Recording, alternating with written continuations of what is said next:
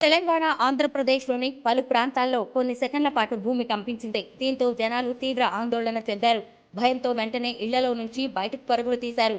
అయితే ఇందుకు సంబంధించి నేషనల్ సెంటర్ ఫర్ సిస్మాలజీ కీలక అప్డేట్ ఇచ్చింది.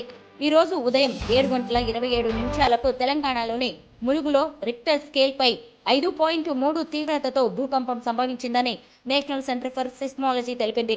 భూకంప కేంద్రం 40 కిలోమీటర్ల లోతులో ఉందని పేర్కొంది. ఈ ప్రభావంతోనే తెలుగు రాష్ట్రాల్లో పలుచోట్ల బుధవారం స్వల్ప భూ ప్రకంపనలు చోటు చేసుకున్నాయి.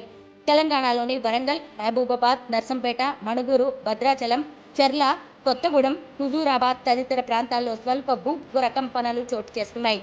రంగారెడ్డి, హైదరాబాద్ జిల్లాల్లో కూడా భూ స్వల్ప ప్రకంపనలు చోటు చేసుకున్నాయి.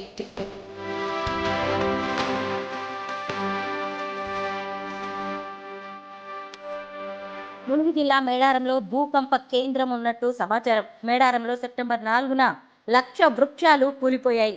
సరిగ్గా 4 నెలల తర్వాత ఇప్పుడు అదే ప్రాంతంలో భూకంపం వచ్చినట్టు తెలుస్తోంది.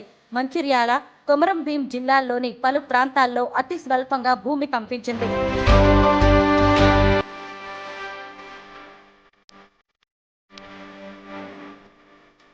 అలాగే మణుగూరు సబ్ డివిజన్ వ్యాప్తంగా కొన్ని సెకన్ల పాటు భూమి కంపించింది. ఉదయం 7:25 భూ ప్రకంపనలు వచ్చాయని అక్కడి వారు చెబుతున్నారు. మహబూబాబాద్ జిల్లా గంగారంలో భూమి తీవ్రంగా కంపించింది. దీని దెబ్బకు కుర్చీలో కూర్చున్న వారు సైతం కింద పడిపోయారు. ఇల్లందు పట్టణంతో పాటు మండలంలోని పలు గ్రామాల్లో స్వల్పంగా భూమి కంపించింది. ఒక్కసారిగా ఇళ్లు కదలడంతో ప్రజలు భయంతో ఇళ్ల నుంచి బయటకు పరుగులు తీశారు. కరీంనగర్, విద్యానగర్లోనూ భూమి కంపించిందని తెలుస్తోంది. నిలబడిన వారు సైతం ఒక్కసారిగా పక్కకు ఒరిగినట్లు స్థానికులు చెబుతున్నారు. పెద్దపల్లి జిల్లా గోదావరి ఖని, సుల్తానాబాద్, కరీంనగర్, హుజూరాబాద్లో సైతం స్వల్పంగా భూ ప్రకంపనలు వచ్చాయి.